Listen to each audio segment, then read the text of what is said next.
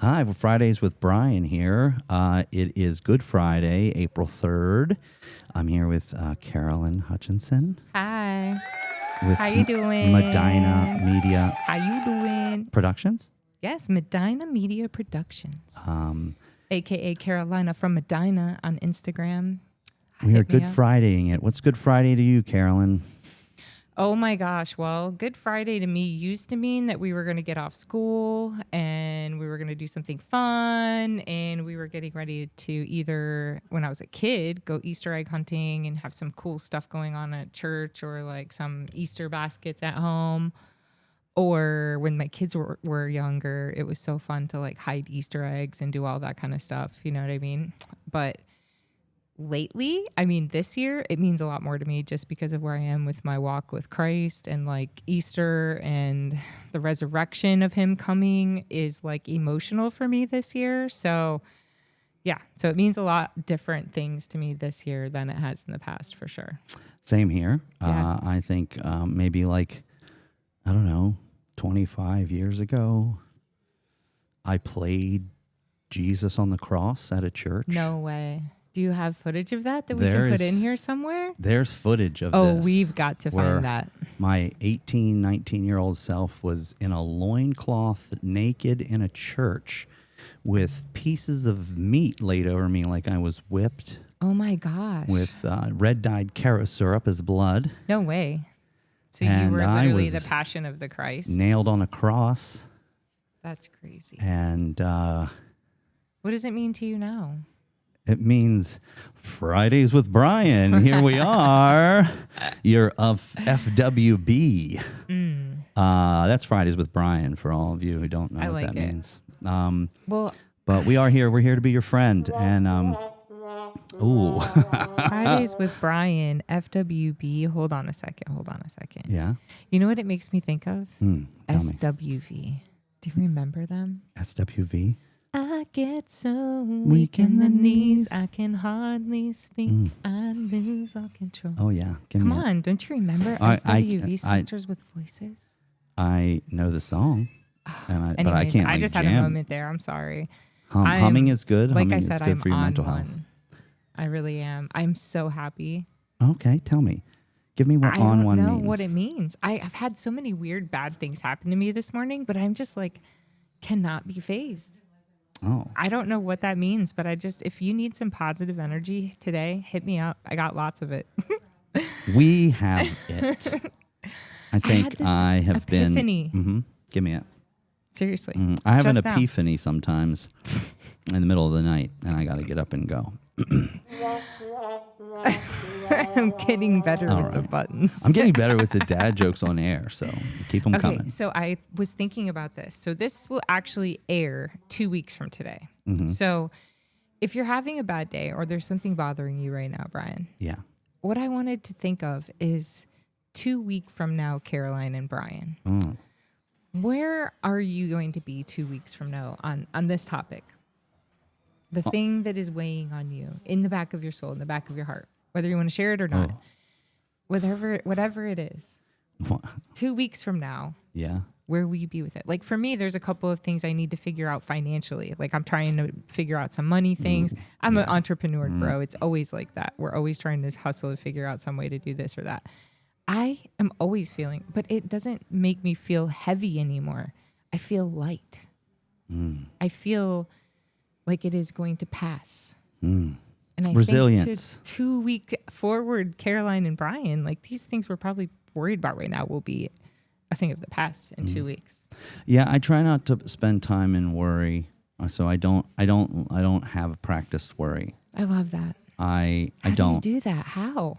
Be a man. No, I'm just No, kidding. you I'm don't. kidding. No. We are not saying that on this show.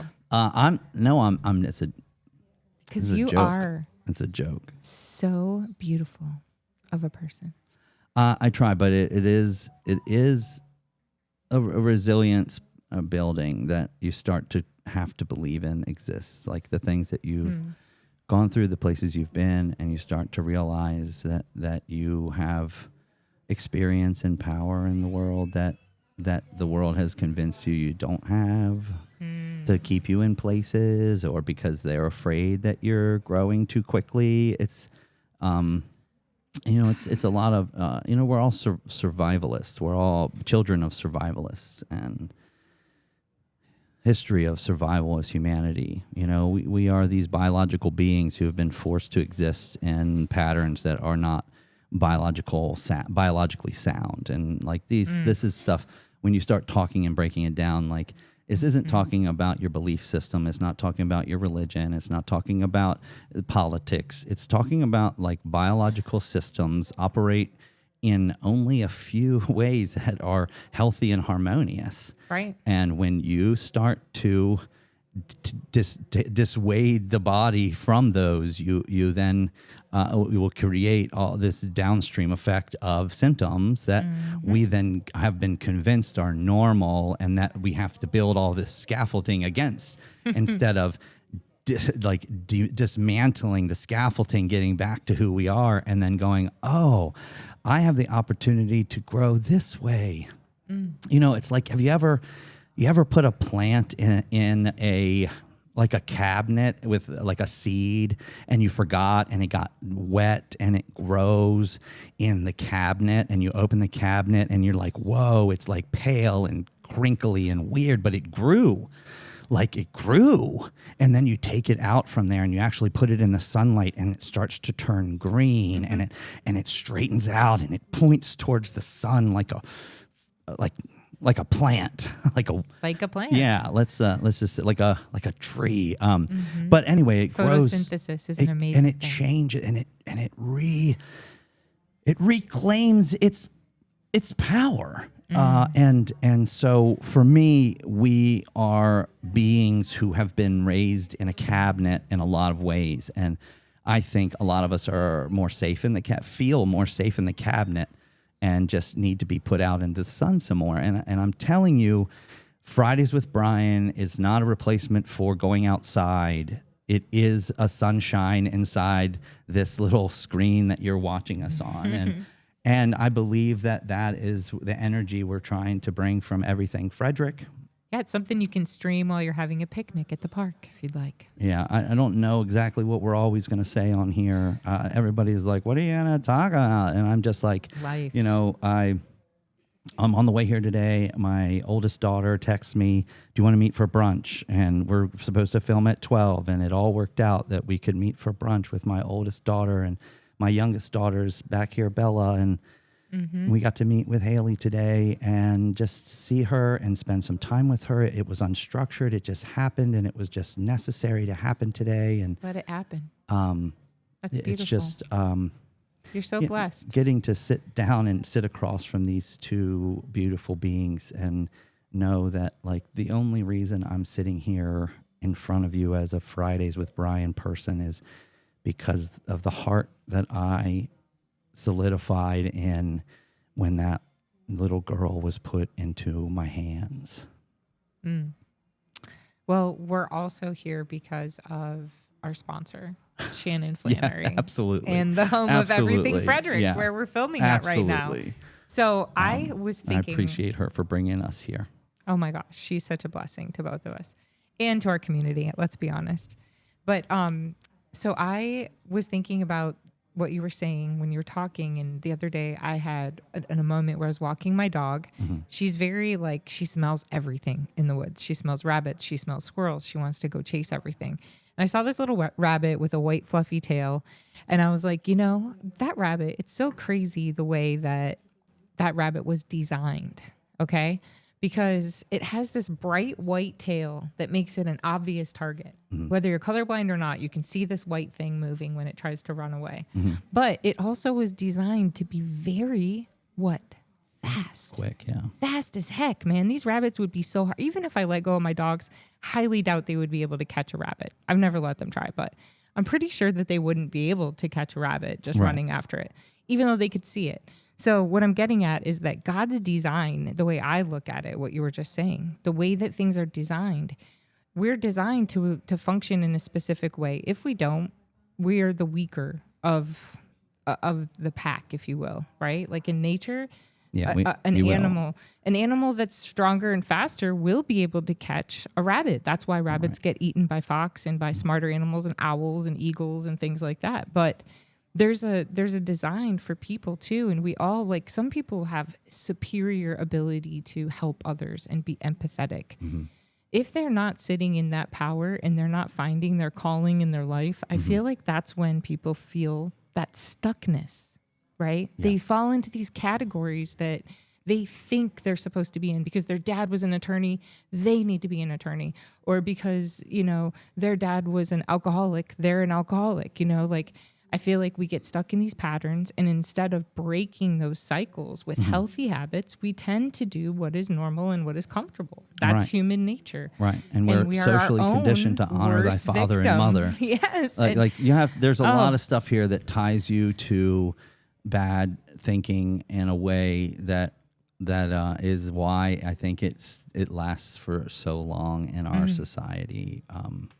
But I mean, all I can say is that the only time I felt in my life where I was not heavy, weighed down, and stuck like that is now, when I am actually walking with Christ and actually applying and reading the Bible and applying the things in my life that I never was before, and being real with myself about my indiscretions, my mistakes, the things I was doing to be my own worst enemy, and stopping those habits. Like, facing the truth and facing it. It's not easy, and I'm not perfect, and I fail all the time, okay? I always am I swear a lot. I slip up all the time, but those are things I'm working on, consciously working on, right? So does that make me better, perfect? No, it makes me real and authentic and human, and forgiving myself and having grace. Right. And feeling comfortable in my own skin. It's just like a work in progress all the time. So sorry to just like take over, but man, I feel like my soul is on fire right now, and I'm so inspired, and I'm grateful to be here with you. I'm grateful we're doing this, and I can't believe that we have an opportunity to reach people. Oh, it did it again. Yeah. Okay. When I was editing this together last week, it did that, and it was so funny in the video. So I'm kind of glad it did it again because it was hilarious. Oh no, I'm good. Like, for me, it's like people expect perfection, right, out of everything in the world all the time, and it's not like we are existing in chaos, like cells and bodies and all the things in the world. Like, we're still in this. We have to force order and then feel safe. And we have to expect order to feel safe. And everybody is chasing safety because of these survival instincts that we have been existing in. And so people are building scaffolding of safety around themselves at such an extent that they're actually leaving themselves out. They're actually not prioritizing their humanity over chasing safety and chasing safety and chasing safety. And for me, it's because we have been a society of survivalists and consumers, and consumerism existed a long time ago when we started to try and take from each other, that we had to kill each other to keep what we had. And I just don't think like we originally were supposed to be doing. We're supposed to be like that, and I'm not going to get. I don't think so either. Where the history diverts, and where religion picks up on trying to convince us of what we were at one time. I in very contrary stance here, my belief system about what helps us stabilize ourselves is not necessarily Christianity in itself. That it is not either the best or only version of system stability around us, and so. I'm just going to say it like that because I see sometimes that, just like keto diet is not a permanent diet system, but if your body system is in disarray and you need to regulate, or you need to correct, or you need to stabilize, boost your metabolism. Not necessarily for boosting, but if you are out of whack and you need to stabilize, keto cuts out enough stuff that it'll help you stabilize and get somewhere. But people buy into it as like a forever thing. And if you talk to the doctors, you talk to the scientists, your bodies require a certain amount of all of these things that cuts out. So when you have to then normalize back to a normal diet, once you get to a certain, like, I guess, base or whatever that's supposed to do. But like once you hit your goal. But it's not the only avenue towards regulating a body of a human body. So just like for me, if your body, if you are living a life of disarray and you are out of whack, going to a church community that is going to help you stabilize, give you some comfort, and actually be real people with you is helpful. There are church bodies that are not as helpful, that are not as focused on outward reach, and which is crazy to me. And I then agree. I mean, so to just feed off what you're saying, I don't really. I was pushed into the Catholic Church, and I had a really hard time enjoying the community. I didn't have friends there. I didn't feel comfortable there. I felt like I was always scared of God. You know what I mean? It put like a fear. Like, I think we should be fearing God, obviously, but Right. I don't think that that's his intention, is for us to live in fear. That's why he sacrificed his son, so we don't have to feel like that. So, I mean, but everybody has their way of finding and normalizing, regulating themselves, right? no, not everybody. Not everybody. Well, No, different most way. people are The in people that are dysregulated doing state it. right now. I'm saying the people that Yeah. are regulated have different methods that work. Some meditate, some do yoga, some are Buddhist, some are all kinds of things. I masturbate a lot, so See, that works for you. you know it helps. But I'm sure it's good for your prostate too. That's good for prostate health. yeah, There we go. we'll get to Shave November eventually, I guess. So for me, there's a lot to then there's a lot to pull apart there, and so I don't necessarily think that like the only way to regulating, is finding a faith. Sometimes it's finding yourself and finding the way back to you, finding what works for you. You were talking about mental health earlier and mental health programs on the last show. I mentioned the Coalition for a Healthier Frederick County is working hard to try and help normalize the conversation of mental health in the communities among people who don't talk about it. And so I grew up Hispanic, and a lot of Hispanic cultures don't necessarily talk about mental health. A lot of Christian cultures also pray away the crazy. And I grew up in a house with a lot of mental health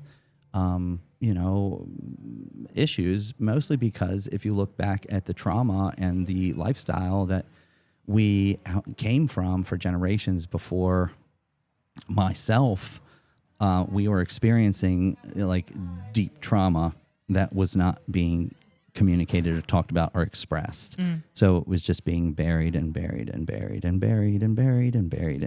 And then when you do that, it ends up creating these isolationism behaviors because of protection and protection and protection. I sent you a message this week about Moana.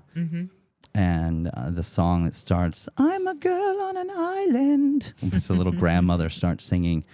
And I like Moana because everyone looks at me and thinks I look like Maui because I'm a big brown guy and I have long hair and I'm gorgeous. You too look like Maui.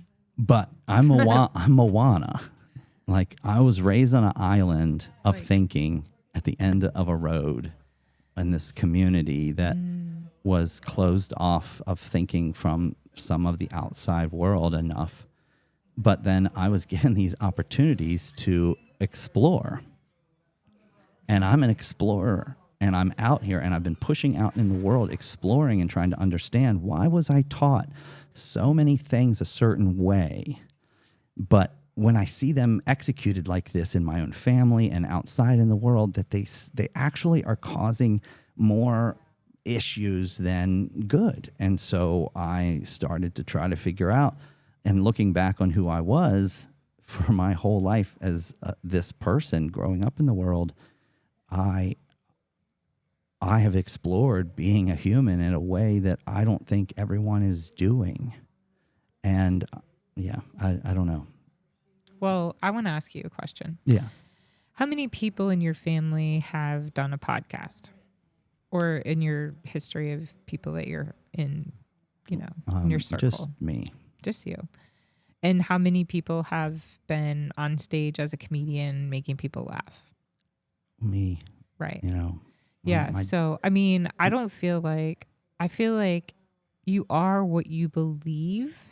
And a lot of that, unfortunately, is what we're told when we're kids. You know what I mean? Like when you're a kid, if you're told that you can do anything and your parents tell you can do anything and you don't have the tools and you're not supported the way you're supposed to be supported, are you going to be able to do anything? Like, Or pretty small chance, you know? Or there are systems in place that actually do not allow you to achieve the things that you are being told that you should be able to achieve.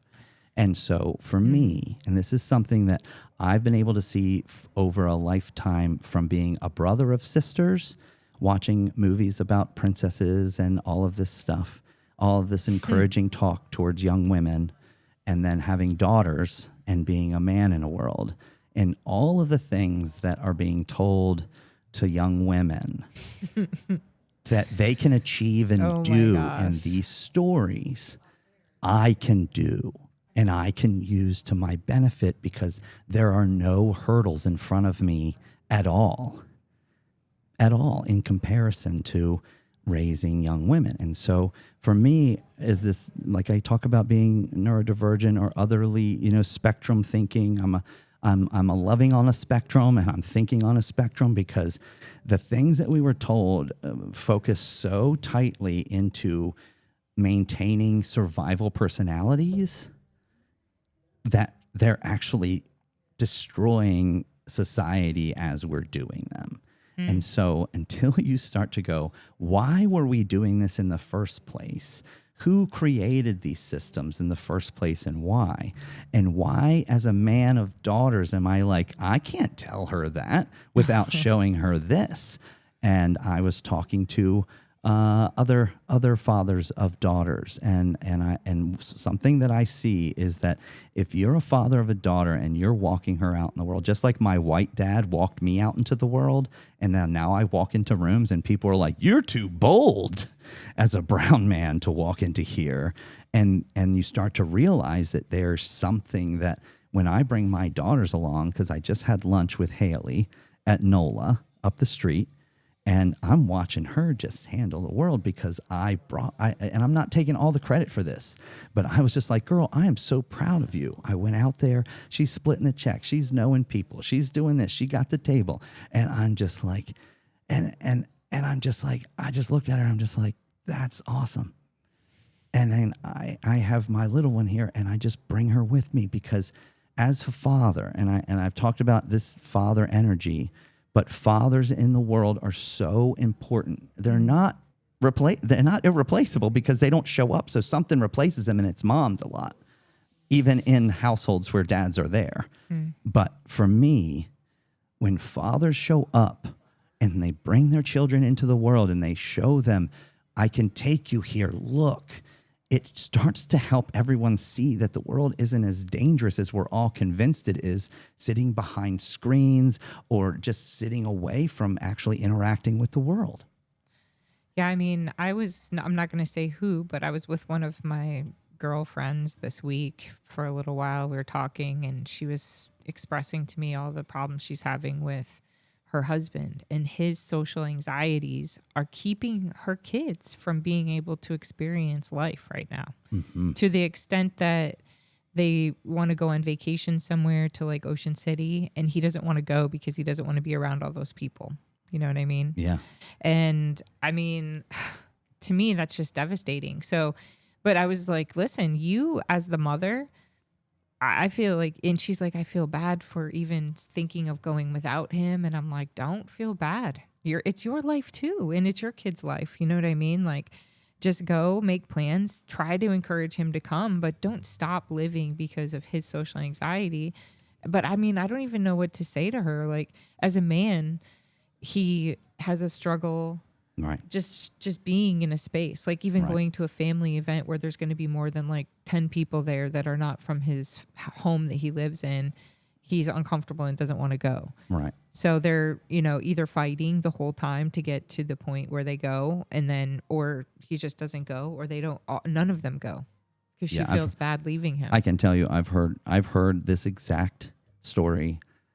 I could tell you a dozen times, but at a dozen times, you start to hit an algorithm rate that you know that it's happening a million times.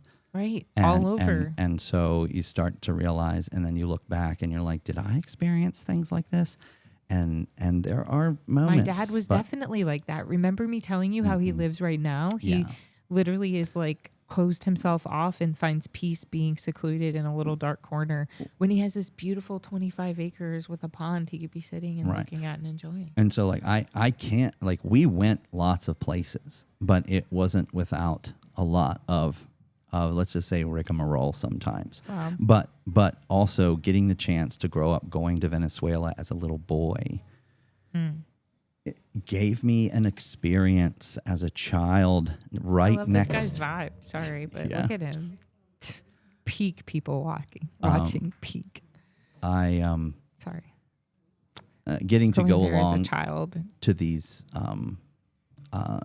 trips next to my family and walking in third world country and being a child and seeing them traverse this and learn how to manage, back channel money exchanges and working with, my grandfather there to help other people. And so like there were all of these, like for me, it was just very intense engagement with the world that actually gives me like something in my programming that is a resilience, a practiced resilience as a child that allows me to be a man in the world that isn't being run by fear, not necessarily fear of everything out here, but even just fear of their own inability or to be seen as unable. And so there is this freeze response, and a lot of it, I think, is because of the lack of fathers that are present over the history, not just right now. I'm not saying all fathers. I'm saying that generationally for hundreds and hundreds of years, that role has been positioned in a purposeful place of utilitarian function and outside of the social human machine. Yep. And I just wrote a post recently about this. I've been thinking about this for years and years and years, is when we destroy cultures through war and battle for millennia, who is left to pick up the pieces? The women are there. The women on both sides are the ones sewing everyone back together, rebuilding communities, and then somehow, somewhere, they're always being handed back over. And we don't have for me, there's got to be a place where we start to see that there is a strength and resilience in women that men are letting go of and not absorbing and being part of. And I know that being this person that I grew up to be is a fusion of what is practiced in a lot of female resilience, in the line of I see who my mom was in my family dynamic. And when I became a parent and I became a father of a daughter, I didn't know what to do. And I started throwing things together at this thing that I had to figure out. And it was bumpy, and I still feel the effects of not being a very well taught parent, even just a single parent, coming from the history that I grew up in. I've met one of your daughters, and I can say that I feel like you've done a very good job.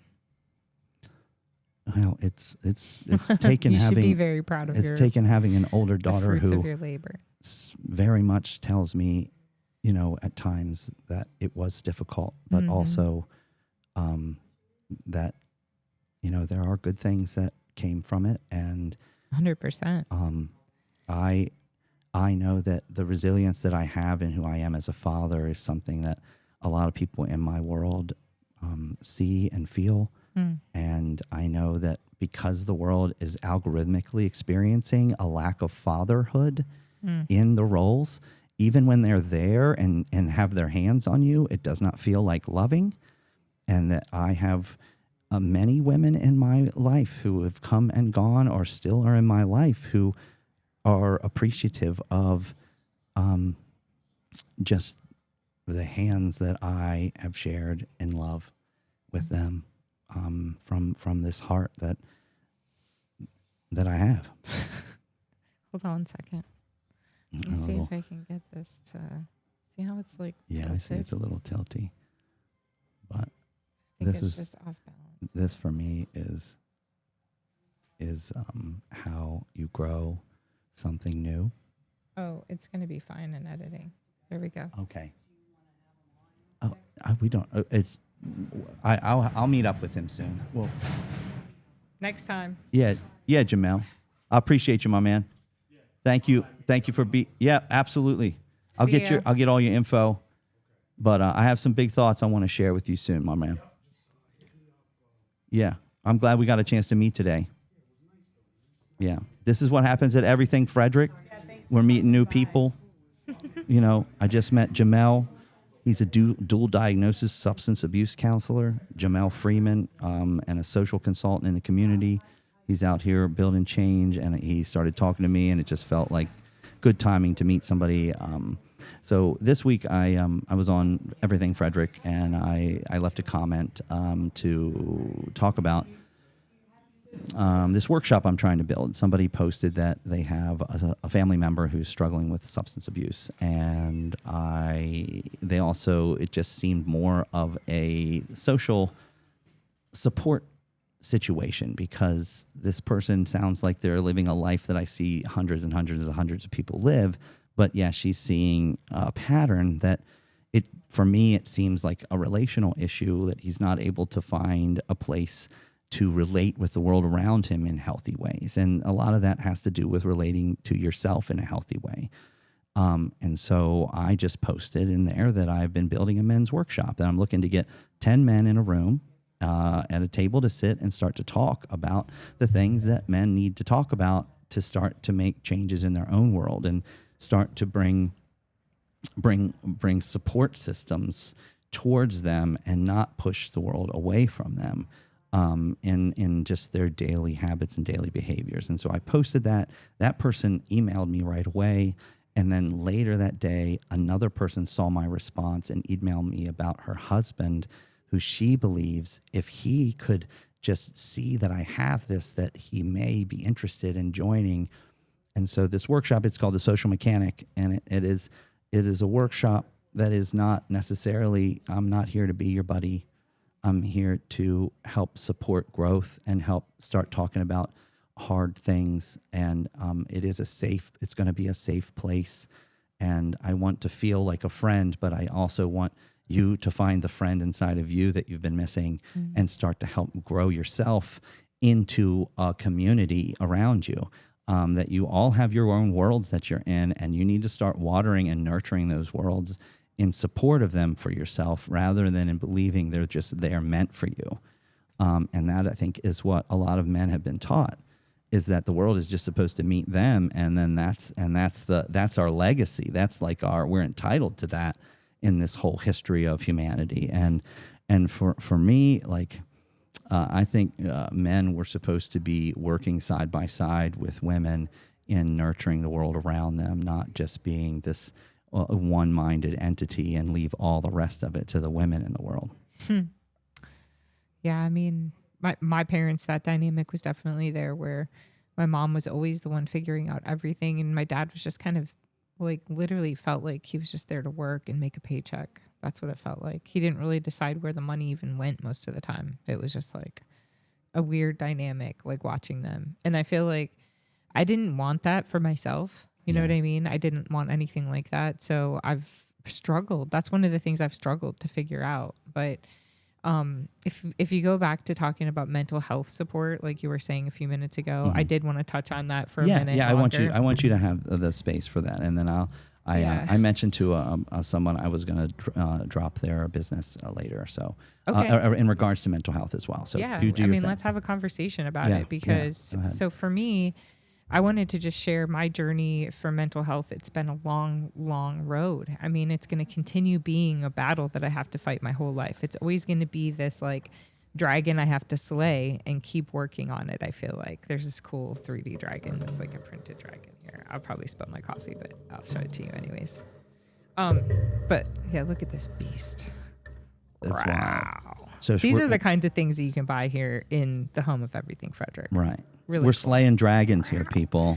Okay, this is what Dragon this is how slayer. Star Wars was made. Okay, puppets. But, No I mean, CGI here. We're doing real dragons. Yes, this is really cool. It's 3D printed. My daughter really likes it. So anyway, so when I was growing up, I mean, I went to therapy in school. I remember going and talking to my school counselor. I was hit by a car when I was really young, and it created this fear in me of being in parking lots. I remember being really scared of being around cars for a while. So I went to therapy for that. I remember not understanding, like, they were asking me all these questions, and I remember being so young that it was like, I have no idea what they're even talking about. You know, that was my first mental health, I guess, experience, is going to therapy for that. And I remember just being so weird. I felt like these people just wanted me to have a specific answer. I didn't feel comfortable. I didn't really even know how to form my own thoughts, Right. if that makes sense. I just felt like I was there and I was supposed to say certain things to make them either like me or not like me. You know what I mean? And I didn't know what to say. That was my first experience with mental health, and it was so weird to me. It was so weird. But they decided I was fine and just went on with school, and nothing even happened. So years later, you know, I went to therapy in high school, and the therapist I talked to there, everything I told him, he would go and tell my parents. Oh, yeah. So I stopped telling him anything. Right, I was right, like, right, I'm not telling you anything. Like, I can't come to you in confidence. You're going to go and tell my parents everything I say. So I can't talk to you. So that was my second interaction with it. And then, you know, I feel like here in Frederick, and the reason I'm telling you that is because I feel like right now, even though we have a pandemic, I feel we have a real mental health problem. We also have tools and resources and people that care. Like, we have people like you, Bryan, that are starting groups for men to connect and feel whole again, and find tools they need to be able to fill those gaps in their life where they feel inadequacies, figure out how to fill those voids with tools that are healthy instead Right. of just like substance abuse or, you know, lusting after some kind of thing you're never going to catch happiness from. You're just going to catch an STD. You know what I mean? That is True story. That is out there. That is out there. We are bringing awareness. Yeah, but the Mental Health Association here in Frederick, they do amazing things. They offer free therapy for people. They offer hotline therapy for people. If you're in a mental health crisis, you can call and talk to somebody 24 hours a day. Same thing with Hartley House here in Frederick for domestic violence victims. Hartley House has helped me multiple times in my life where I don't know. I went to therapy for 2 years after my divorce through Hartley House for free. I would have never been able to A, afford that, B, get there, and, you know, be where I am literally without that support, without that therapy, without that group of strong women that I had at Hartley House to show me an example of where I could be if I do the work. Right. You know what I mean? Right. But most people are not able to, like, they can't take the time off of work. I thought about the process I had to go through when I was sexually assaulted. When I called 911, first I had to tell them what happened to me on the phone. Then when they showed up, I had to tell the police officers what happened to me. So that's the second time I had to tell them what happened to me. Count it with me. Then I had to tell the EMTs what happened to me. That's 3 times. Then when I got to the hospital, I had to tell the triage person what happened to me. That's 4 times. Then when I got into my room, I had to tell the nurse what was, or 4 times that. Then I had to tell the nurse, that's 5. Then I had to tell the people that came from the police department to take a report, the detective, that's 6. Then I had to tell the people Reliving from it, the right. hospital. So talk about trauma, it was 9 times. By the time I was done with that experience, I was literally in the emergency room shaking after having to have a rape kit done on me and all this stuff, having to re-traumatize myself 9 times. Then I had to go back to the police department to press charges over a dozen times. Oh, So how Right, can you, how could a person that is not able to take off 12 times from work, let's just start with that. right. But you're What if traumatized they don't have a car? What if every they're, time you went back to sleep, or Oh my every time you gosh. closed your eyes, or you went around the corner, or you saw somebody that looked like him, or Yeah. or I somebody would run asked you into a about guy him, that or, was bald in the grocery store Oh, and God. literally almost die. in a nervous panic thinking because he was out because it happened during COVID. He was out walking the streets for 2 years before he was put behind bars. 2 years I had to walk around knowing he was just wandering the streets. Yeah. And he knew where I lived. So talk about living in fear and without having therapy, without going to Hartley House. For me, the reason I'm here right now, like in doing this Fridays with Bryan is we have to start to understand that almost every woman has a story like this. That's only one of mine. I have several of things that have happened, and so most women do.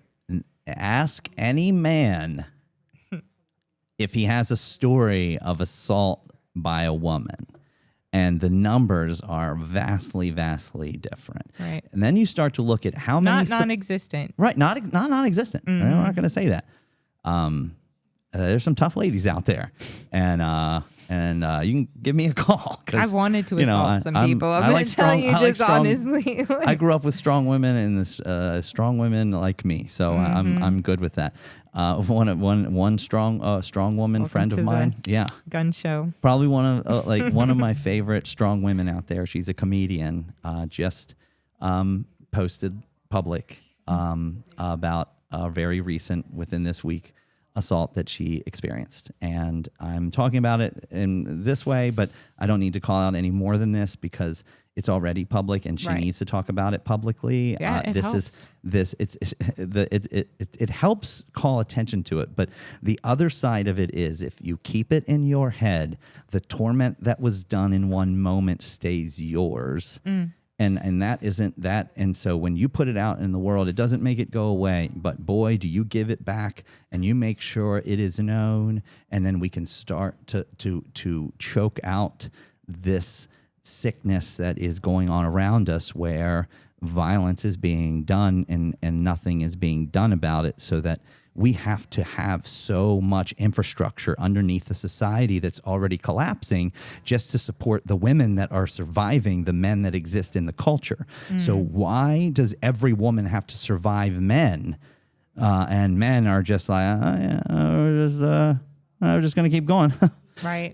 We're just different. We're just built differently. But Men have needs that women don't have. How many dumb things have you heard in your life like that? I've heard so many dumb things like that. What do men need to help them stop to change this line of thinking? And who can do that? And who will want to do that? And do that? Men want to connect better. That's the thing. And women want better connection, and they are solidifying and saying, we will not tolerate anything beyond this. But that doesn't mean that women are all healed from what the world has done to them, so that it's all just going to plug into some still some story, some narrative, or something that was created. We still have to go out and experience the real world and start to work through how do we communicate in real ways. And if you're not doing it, it's not just going to work like you were told. Really, it doesn't. And this is where I come back to, like, I'm Moana. Like, I was kept quiet and in a small place and told even that I went to college was something I shouldn't have done, because it changed my thinking. And it's weird because I always talk about, like, I was grown up in this very conservative Christian upbringing. And in the same house, we had the double Encyclopedia Britannica. And so I'm just like, but you're telling me something over here, but I'm looking it up over here. And I'm just like, right. I'm building a little bit of a dichotomy of truth here. And then you become the kid who tests every truth. And then you become hypervigilant child because you're raised in so much trauma, and you're going to third world countries as a little boy, and then you come back in the world and you're just like, well, as a man, I don't have to jump through all these hoops, and I don't have to do all this stuff. And then you start to see people step out of your way, and you're like, what are you doing? And they're like, well, we need leadership. You look like you're not scared, so just lead. And I'm just like, can they let me be president? Bryan for president. Dun, dun, dun. Sponsored by Nama Blaze by Sean Savoy, one of my favorite comedians. I'm going to a comedy show tonight. Oh, nice. In DC. Awesome. Yeah. Who are you seeing? I can't remember. Okay, well, It's hopefully like they're that. great. And, I think it's going to be fantastic. It's a first date thing, so it should be fun. I was like, first date comedy is fun because you can see what you both that's what laugh I'm at. saying. Yeah. And Yeah. also, like, I felt and how weird you are. Because if well- you laugh at weird stuff and he doesn't, or he does, and you're like, ooh, that's too weird. And then you're right, like, we're going to talk You can about that. And you're like, if you have a like, sense do of you, like, humor, though, are I'm you into down. butt stuff? Is that you laughed at the butt stuff joke? Dude, I But laugh at I'm just about everything. yeah, I laugh so. at everything. So speaking of laughing at everything, did you see the whole Drewski skit? Yes. Oh my gosh! I saw the fallout. I don't didn't put a see lot the of stuff. fallout? I saw the fallout. I saw all the news stuff about it and the talk. I didn't watch it. Hilarious. Yeah, I know. I just the talking heads. Okay. I just can't spend enough time in it, and it's just No, this is. I My want thing. people watching My this thing head. is that I saw it before everybody was even like talking about it. I saw it and thought it was absolutely hilarious before I even knew that it was going to be a big blown up like controversial thing. I just watched it organically, right? And I thought it was brilliant. He did such a great imitation of her. The thing that is blowing me is that how many times have you been on Saturday Night Live, or I mean, how many people do imitations of people every single day? Yeah, it's the greatest form of flattery. It's the greatest form of flattery. And Erica Kirk went and literally Erica Kirked out. She is talking about suing him. She's talking about like lost her flipping mind over this whole thing and really showed her. I saw she forgive the guy who killed her husband. Oh, she forgive the guy that killed her husband, but can't forgive the guy that made a joke. Right, dude, like, it's insane. I thought it was hilarious. I just don't focus on those people because they're clowns. I thought it was funny because you're and a he comedian. showed them they're clowns. Because you're a comedian, I thought you would appreciate the comedic value of. I don't watch a lot of comedians out there. Like I hear about it, but I do not consume. I'm slightly obsessed with watching comedians. I can't on demand. Live shows. No. I love it. Really? Yeah, the art is in my experience and trying to bring my experience forward. I honor live comedy right now. And if I spend time honoring live comedy and watching comedy on my phone, and then I'm spending too much time on my phone. So like for me, I have to be out having the experiences and learning how to give those experiences rather than watching everybody else's rather experience. than mimicking other people. Right. I get that. And that's why I'm using this format so that because more people are still just watching shit than actually doing them. And I got to be out doing shit. Right. I feel that. Yeah. I just think that like for dating purposes, going back to that topic, one thing that really has been crazy to me is that guys just want to say, like, before I've ever even met them, invite me to their house to watch a movie or something. Yeah. Like, who in their right mind would do that? Who goes to somebody's house they've never even met? Who gives out their address to somebody they've never met? I'm just like blown away by like some of these people and their tactics right now. Like, I can't believe it. So some advice out there, if you're dating and you're trying to find a woman that actually has some self-respect, you need to meet in a public place. You don't need to spend a bunch of money, but that's never going to happen. That's not going to. And if she does come to your house, my dear. No, I'm saying if she does come to your house, then she's probably not just comfortable having sex on the first not true. date. Or that's not true. It's not true. Really? It's not true. That's not real. Ugh. No, there's a whole world. There's a whole new. So you're encouraging people to just go to world. some stranger's house? I'm encouraging people to become better humans, and when you do that, you can bring them home and not expect to get boned. I listen to too many serial killer murder podcasts. I think. know, because no one is becoming people.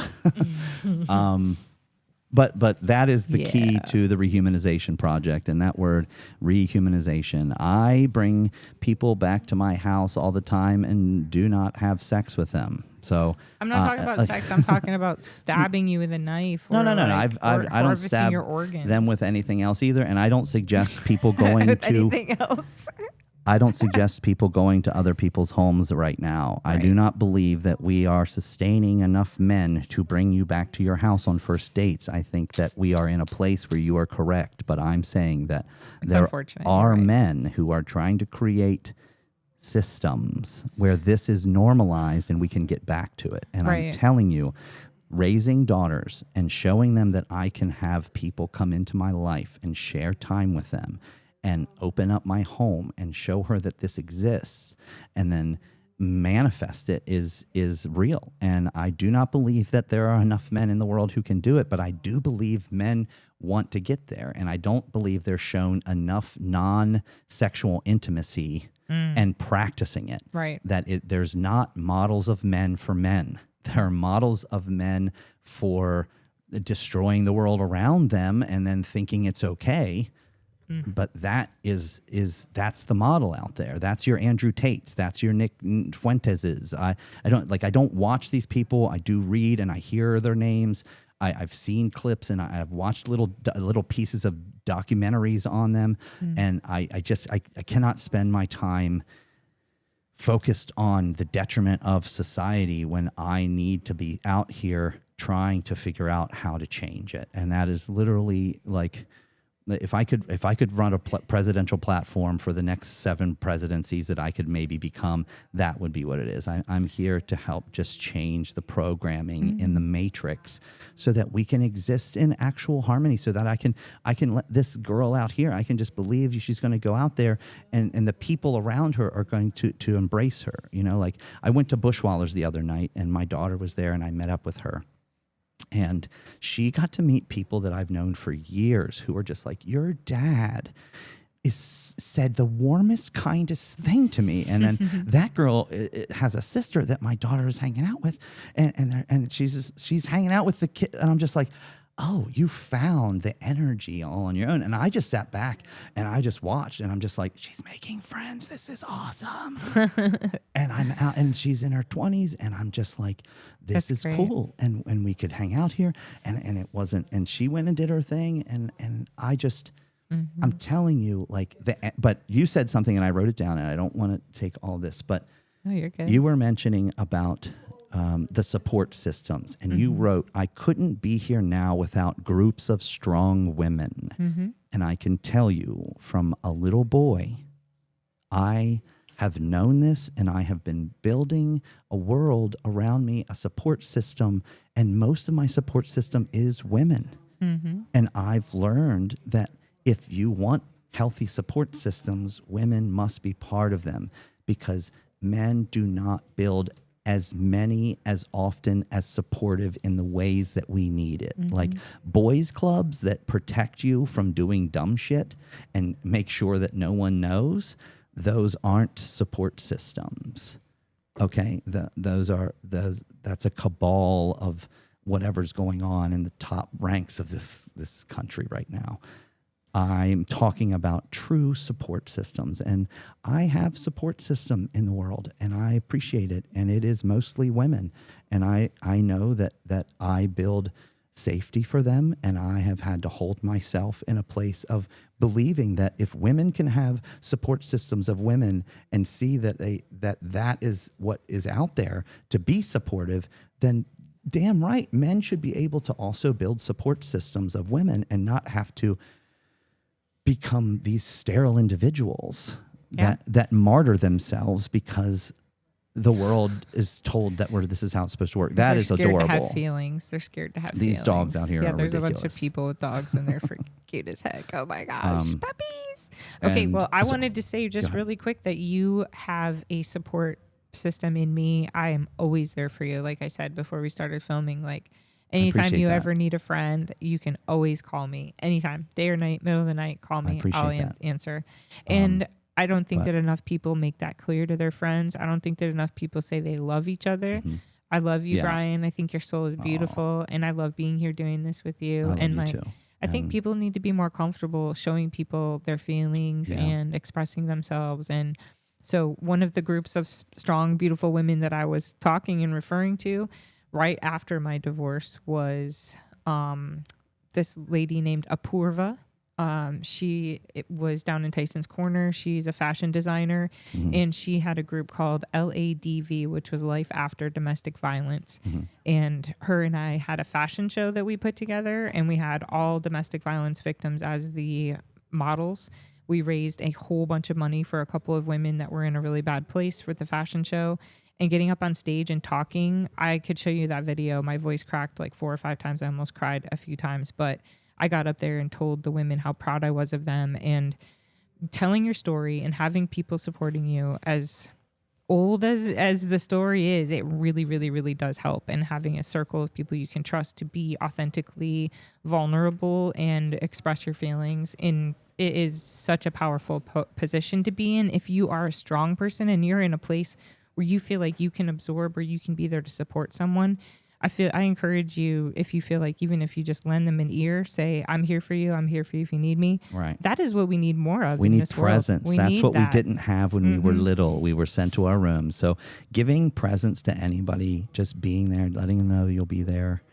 You know, that's important. It's important to be and to stay for people and to not abandon. Like we're raised in an abandonment culture. We're in this binge and purge culture and those are all survival mechanisms that are being played out in our systems. Like all of this pushing people away, the dissociativeness, like the disconnection. These are our responses to being isolated and to being in survival and being scared.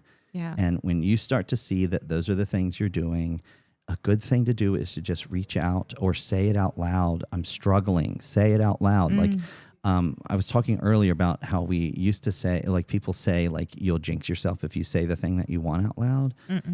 But mental health and manifestation training and reprogramming actually says, say it, write it as much as you can, make a poster of it, put it in front of your face. Sing with somebody too, like singing out loud together with somebody. They've shown scientifically that it literally releases more dopamine than even and endorphins and stuff for you. That and chasing joy, finding joy in your day, planning joy, experiencing real joy. So joy convenience. We always talk about joy on this show, and I think it's funny. I feel like we should get them as a sponsor because it's like right across the road, and it's called Joy Convenience. And he's always saying joy, joy, joy on this show. And from where I'm sitting, you can see it says joy. I feel like I'm gonna go talk to them because I feel like it's a sign right now. Smiling, like one thing my mom always told us is to put a smile on your face.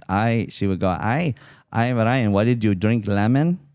Did you eat a lemon? Why you look so sour? What is it? Put a smile on your face.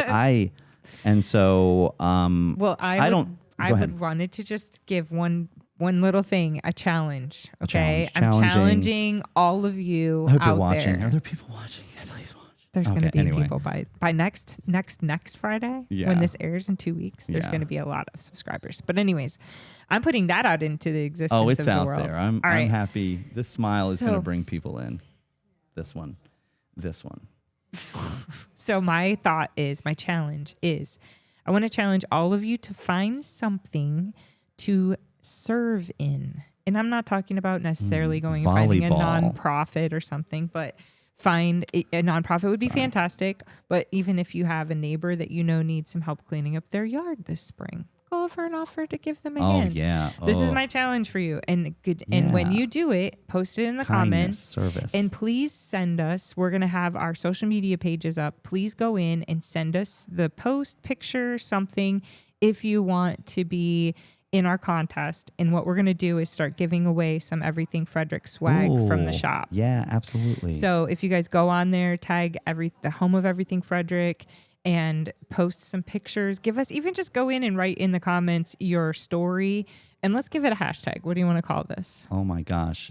Was this service? Like a challenge, hashtag, helping hashtag, hand, maybe helping. That'll come. That's not something unique else. enough. Okay. Unique. How about hashtag Bryan, Fridays with Bryan challenge. Yeah, I like it. Oh, hashtag Fridays with Bryan challenge. I'll put it right in here in the body of the whole video and everything. But let's do that, and let's run that until what? June 1st? Yeah, that sounds good. June 1st. So June 1st, we'll go through the comments, and when we record our episode around that time, we'll do a little follow-up and see who posted something. Absolutely. Okay. I wanted to plug a little healthcare, our mental health care program in Frederick, or services, By Your Side Counseling Services. I have been in contact with them lately to help me formulate some relations with mental health I love that. Professionals as I'm building my workshop for men, this social mechanic workshop. I'm trying to get 10 men who are up for having a conversation and challenging themselves a little bit towards just growth and connection. And again, I have 2 people right now who are interested in connecting with me in regards to it. I would like to say that you can bring a friend if it makes you feel more comfortable in the space. And once I get a group of people, up to 10 people, I'll get a location together in Frederick, probably downtown. I have a couple places in mind. One is here at Everything Frederick, and one is at a shop that I'm familiar with. So That's so anyway, awesome, Bryan. I'm excited So to get proud this of you. started. I've been writing it up. I'm going to post a couple little posters I have for it here soon. But I have been working on this for years, and That's so I just awesome. believe men need. I think they need a little reset and start to see, like, try to reconnect with themselves, who they are, and I think there's just not a lot of modeling for it out there.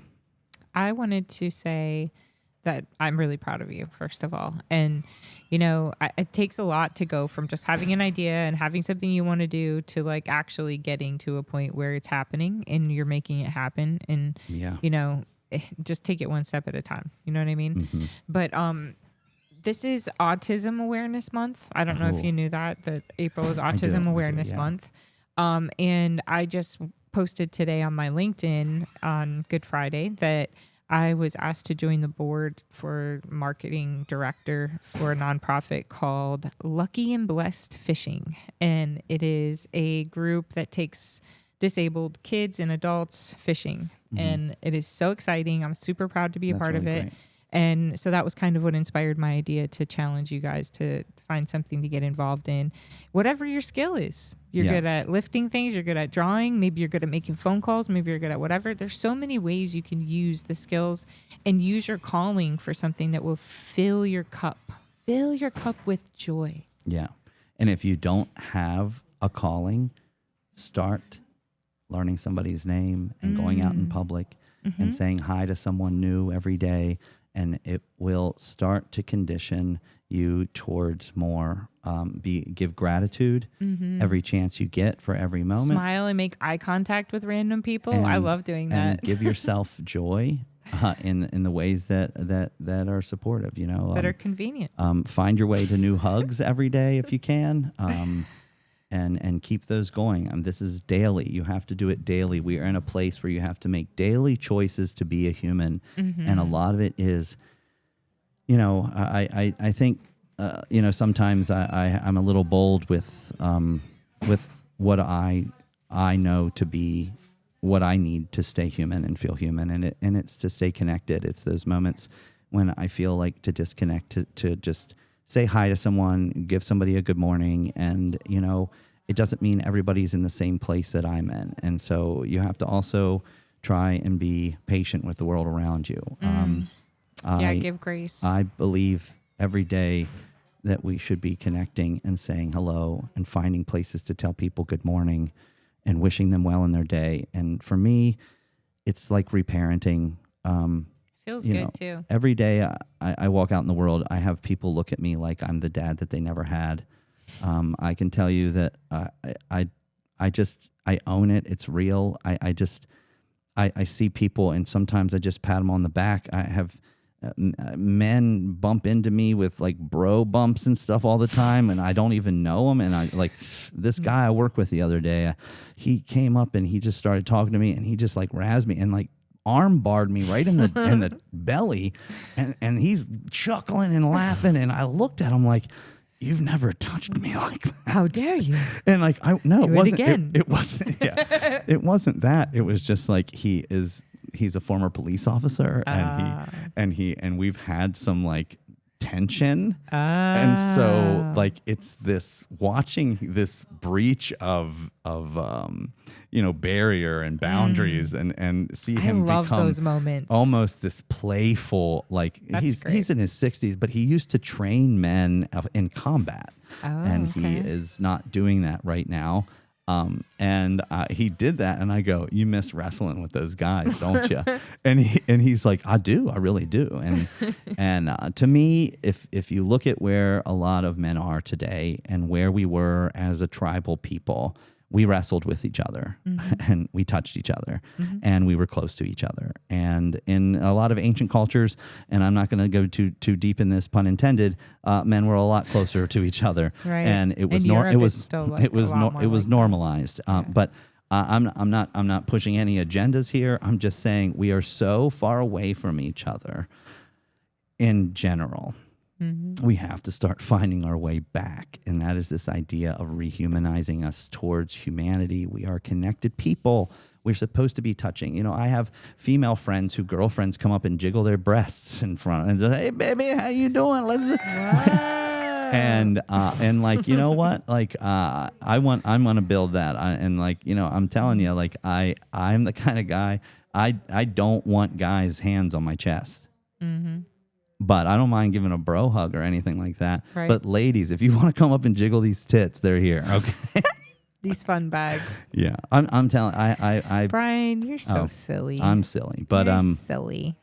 There's comfort there. And like I remember when I was raising my own children that they would, you know, they slip their arm when they're holding them into your shirt pit and into your titties. Oh my gosh, yeah. And just stick a hand in between them and just hold them. And like I have women who, when they hug me, they snuggle up in there and hold on because there's a lot of nurturing feeling that we're all missing in that touch. And when you can find it in strength and in safety and in nurturing, it starts to flip the paradigm, and it should exist in the world in more ways and more places. And I just don't hear it existing like that. Well, let's keep working on it. I mean, I feel like this is one small step for man, one giant leap for Frederick's community. Yeah, I'm here. I wanted to talk about Artemis today, but we didn't. Or I think we're out of time. We'll have to save that for our next episode. But by next week, we'll have more feedback on what's going on and what happened and everything. But I wanted to talk about whether you thought that man really went on the moon or not. That was one of the things I wanted to talk about. But let's definitely reconvene that topic on the next episode, because I do think it would be interesting to hear your feedback on that.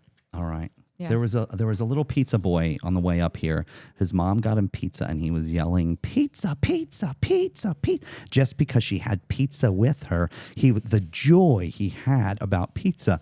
I keeled over. I was so happy and I told the lady, I said, that is the kind of joy we need. And she's like, he's saying what's going on in my head, but he's doing it in real life. And I'm like, that's awesome. And it just like for literally 50 yards, he was just like, pizza, pizza. He was like a little baby Ninja Turtle. And I thought it was the best joy. Mikey, he likes it. Pizza does that to me now. And I told her, I was like, I said, hey, little guy. I love pizza. I said, pizza is going to make you do that for a long time. So anyway, Fridays with Bryan. Thank you, Bryan. Thank you, Carolyn. Thank you again to Shannon Flannery, our sponsor, and the home of Everything Frederick here. Thank you, Bella. 401 North Market Street. You can come by. You can buy some food. You can buy some jewelry. You can buy all kinds of things. Bella's here. Hi. And Tara's in the background. Hi, Tara. Hi, Tara.